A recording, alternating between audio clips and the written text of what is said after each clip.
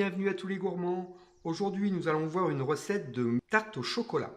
Pour commencer, la première chose importante, pour les recettes de base qui sont déjà réalisées pour cette tarte au chocolat, comme un fond de pâte sucrée chocolat, le biscuit chocolat et notre nougatine noisette, c'est des recettes que j'ai déjà réalisées sur mon blog pâtisseriepassion.com.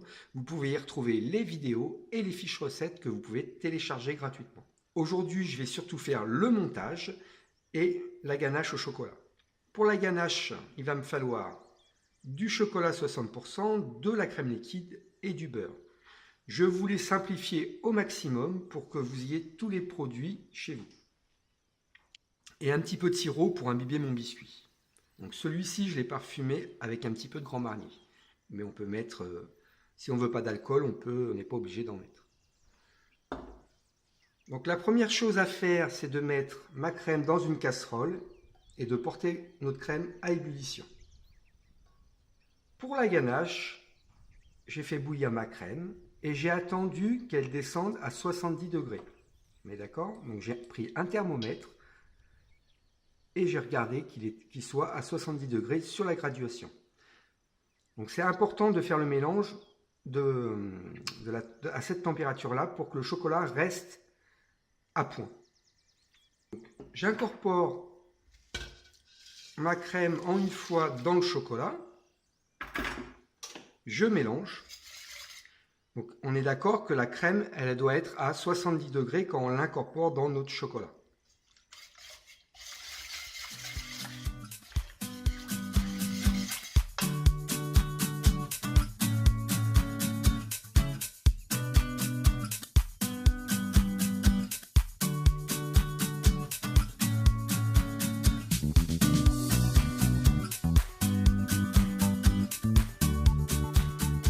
Quand tout mon chocolat est bien mélangé à la crème, qu'il n'y ait plus de morceaux dedans, il est possible qu'il reste de temps en temps un petit morceau de chocolat dedans. Donc il y a deux solutions, ou vous l'enlevez et vous l'enlevez de la ganache, ou sinon vous pouvez passer un coup de Magimix, un petit coup de mixeur pour enlever ces petits morceaux de chocolat.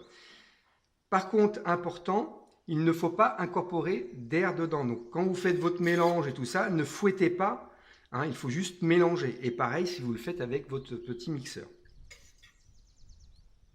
Et quand vous incorporez votre beurre qui est à température ambiante dans votre chocolat doit être à une température de 34 degrés pour que votre ganache soit parfaite.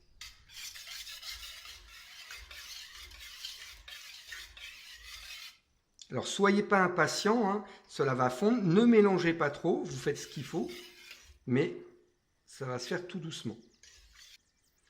Pendant que le beurre est en train de fondre dans la ganache, nous allons préparer le fond de tarte, la garniture pour la tarte chocolat. Je vais prendre mon rouleau à pâtisserie pour concasser mes fruits secs caramélisés.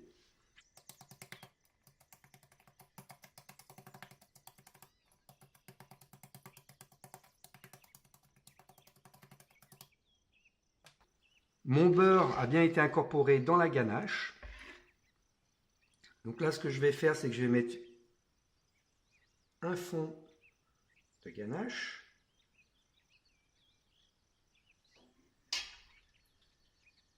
Je vais mettre un peu de fruits secs au fond pour le donner du craquant.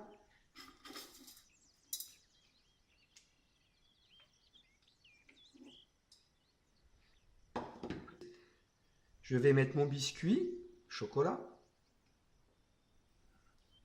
Je vais imbiber mon biscuit avec mon sirop. C'est important hein, d'imbiber le biscuit, sinon il va être trop sec dans la tarte au chocolat. Donc sinon il n'y a pas d'intérêt à mettre un biscuit. Et ce qui est bien aussi, c'est que vous pouvez parfumer votre sirop, ce qui va donner aussi un petit goût léger à votre tarte au chocolat. Et je vais finir par la ganache au chocolat. On pourrait très bien faire une tarte au chocolat un peu plus simple en enlevant le biscuit chocolat et en mettant juste les fruits secs caramélisés et la ganache par exemple. Je viens de retirer ma tarte au chocolat du frigo. Je l'ai laissé reposer environ 2 à 3 heures tranquillement. Il ne me reste plus qu'à faire une présentation dessus. Alors, ce que je vais faire, c'est que j'ai fait fondre un petit peu de chocolat, mettre du chocolat fondu autour pour avoir la même couleur et donner un effet un petit peu pas trop régulier. Et ça va aussi éviter, si vous la mettez au frigo, qu'elle prenne l'humidité, que la pâte prenne l'humidité. Après, on n'est pas obligé de le faire, hein, ça peut être un effet marrant.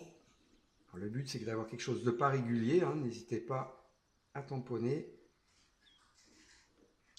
Je vais rajouter sur le bord, quand mon chocolat est à peine pris, je vais rajouter un peu de cacao en poudre.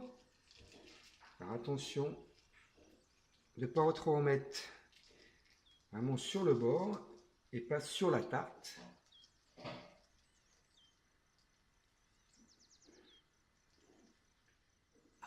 Alors, j'ai préparé à l'avance des feuilles de chocolat.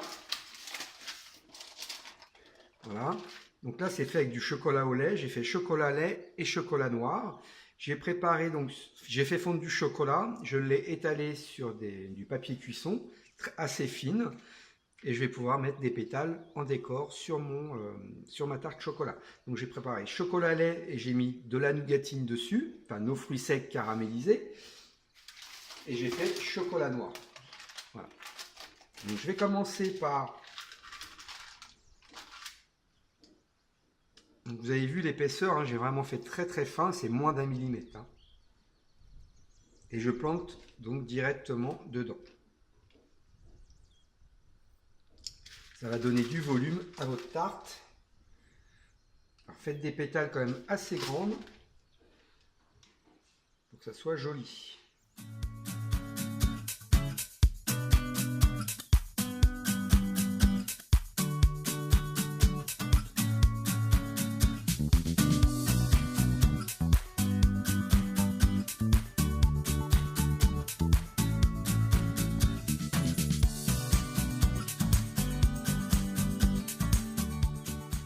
Donc voilà ma revisite de ma tarte au chocolat.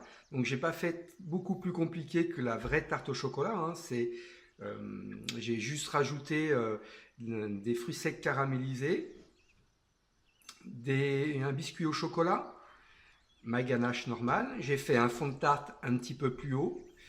Et surtout, ce qui donne beaucoup de volume, ça va être mes pétales de chocolat lait et mes pétales de chocolat noir. Voilà. J'espère que cette revisite vous a plu. On arrive à la fin de cette vidéo. N'oubliez pas que pour toutes les recettes, vous pouvez aller sur mon site pâtisseriepassion.com. Il y a des fiches recettes que vous pouvez télécharger et imprimer. Vous avez aussi une formation que je vous offre sur la tarte citron meringuée avec 1 heure de vidéo et 9 recettes que vous pouvez télécharger.